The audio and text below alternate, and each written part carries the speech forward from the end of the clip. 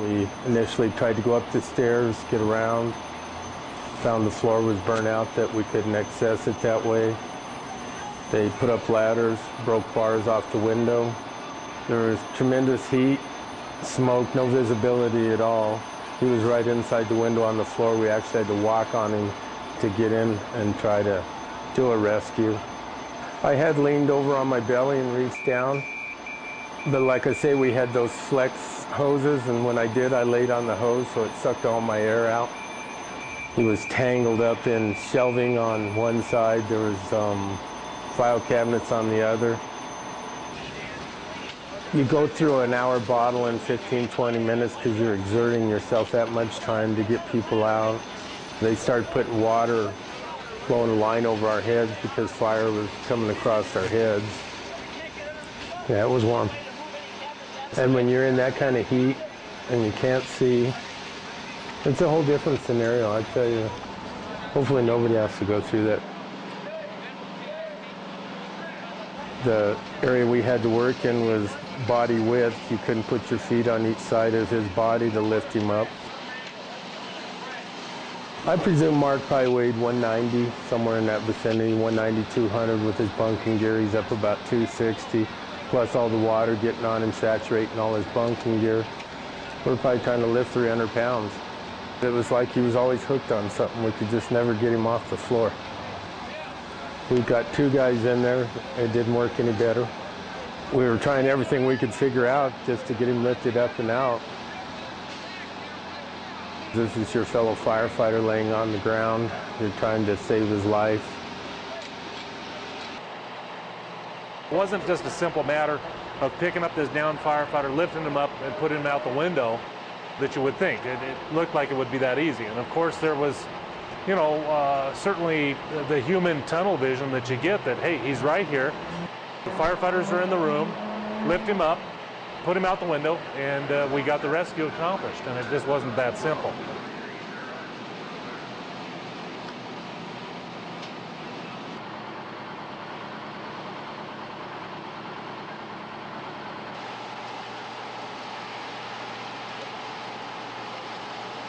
In that particular situation in the building where he was trapped was really a confined space, and obviously hindsight's 20/20. And the Denver drill was developed in response to that confined space area and the fact that they had to come up with a better plan to get that firefighter up and out of a confined space.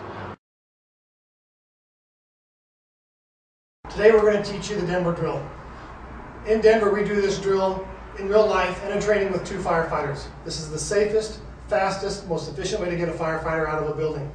This drill can be taught by bringing the victim, as this victim is, and as Mark Langvardt was found, head first to the window, or the victim can be placed feet first at the window. While doing a primary search with your partner, you may find a victim. No need to turn that victim around. If you drag them feet first or head first to the window, any method will work. We're going to show you both those methods today. There are also some variations that are being taught with the Denver drill. One of those variations involves using a rope system, placing the ground ladder above the window, and using a system that's a 2-to-1 to lift this firefighter out of the window. The other variation that's being taught is adding a 3rd firefighter to the mix, basically placing that 3rd firefighter against the wall and shimmying that firefighter up and out the window. Although good variations, they're not as good as what we're going to teach you today. They add more equipment, more technique, and especially more time to this system. And we can't afford to lose any more time on trying to get a victim out. Let's look at some of those variations before we begin. One of the variations to the Denver drill that we teach is a 2-to-1 system with a rope, hooked to a ladder, wrapped around the harness of the downed firefighter, basically using this rope system to get the firefighter out. While a good system, it's not the best. There's a couple of things that come into play here. One is having the correct rope available at the scene right away, ready for use. Having someone having the ability to tie that knot, getting that into place, can be difficult in a dark, smoky, hot environment. Some other complications that come into play are positioning of the ladder outside the window. Once this save is made, once this rescue is made, and we get this firefighter out the window, there's no way for any rescuers in this room to get out this window. We may have dragged this victim to this particular location because of hot, hazardous conditions elsewhere where we can't make a self-rescue. And while a good system, it's not a fast system, it's not the speediest. Remember, do as much with as little as possible. 2 firefighters getting this person out is going to be the best for you.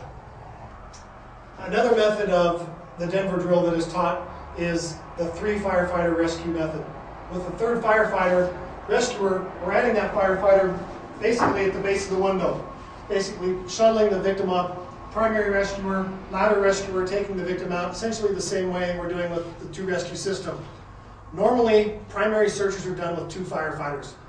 We like to teach the 2 firefighter method. It's the fastest, it's the quickest, it's the safest way to get somebody out. You may not have this 3rd firefighter nearby to assist in the rescue. Let's begin. First step is firefighters get the victim either through your primary search or how you find the victim.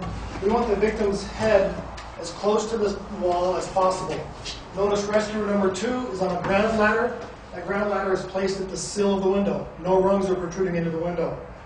Rescuer number 1 slides the victim head first toward the wall. This move now is done in a series of 3 steps. Each step lets each rescuer readjust, remove, reposition, also take a quick 1 or 2 second breather if need be. Step number 1. Rescuer number 1 lifts the legs straight up to the rescuer at the window. Legs go up. Notice the rescuer at the window holding the victim's legs. Forearms are on the windowsill, not having to hold a whole lot of weight, just holding those legs up. Immediately, the primary rescuer is going to go down, get as low as possible in a crouch position. Notice the rescuer's left leg going as far forward as possible here. This is key. If those legs are flat out in this area here, you'll be lifting with your back. By placing this left foot all the way forward, you're going to be lifting with your legs. This primary rescuer is also getting grab points as low on that bottom harness as possible. Grab the bottle, harness, straps, anything that you can grab. With coordination from these 2 members, these 2 rescuers are going to place this victim flat against the wall. We're not trying to go out the window on this move. Flat against the wall. Okay, guys. Ready? Good. The victim is now flat against the wall. Notice that the primary rescuer is holding that body, pinning the body against the wall with legs, holding with the arms. Primary rescuer now goes low, tries to get a lower grab point. We're going to lift this victim out.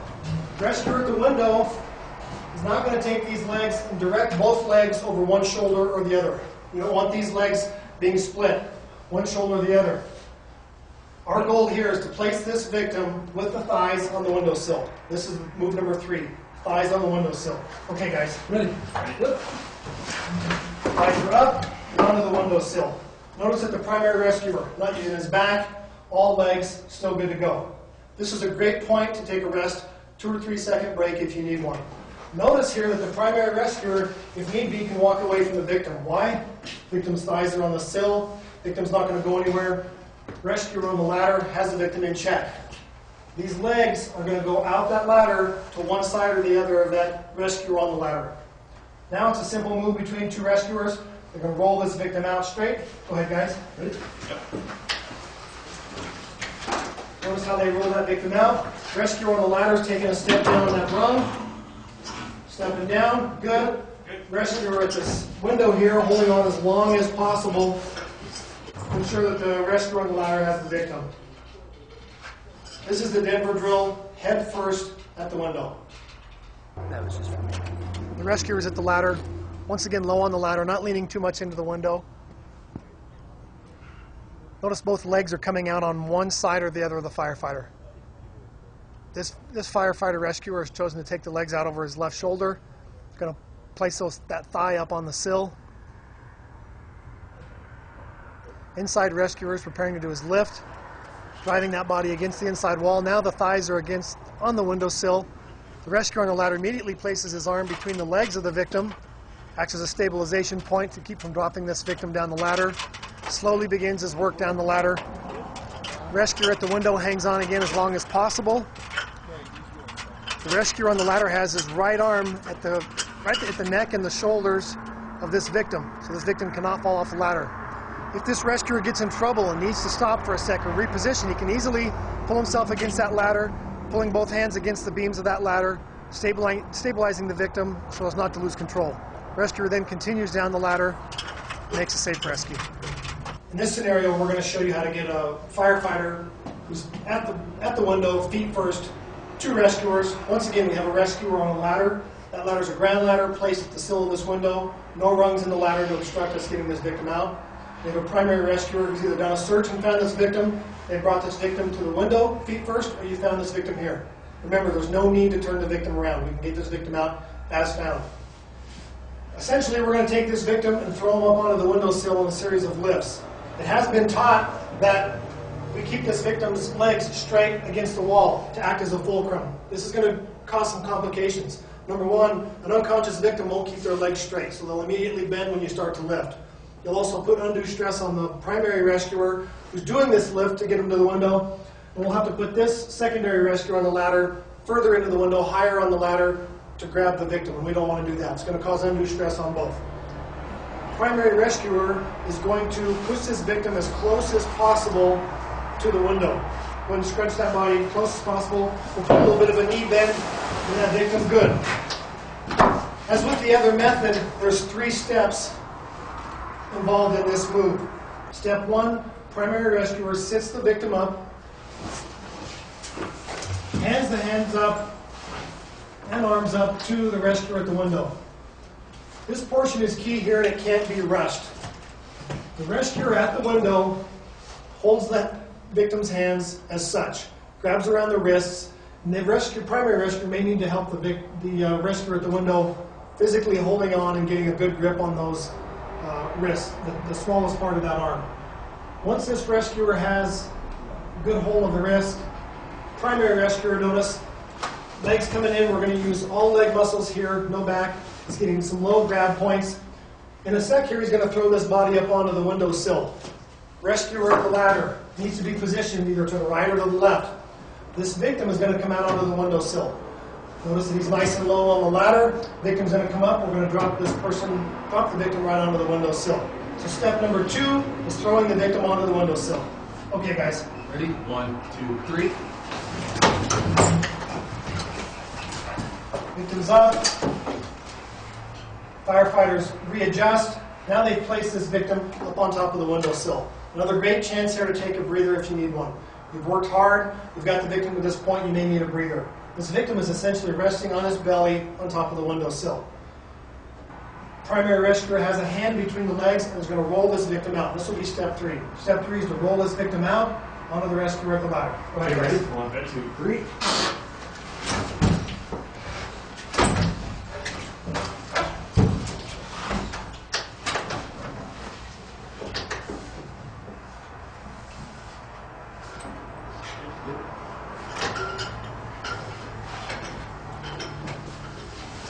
This was the Denver drill.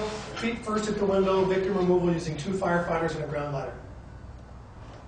We've got a firefighter rescuer at the ladder. Notice that he's low on the ladder. Too high in the ladder is going to put him in an awkward position when this body comes out.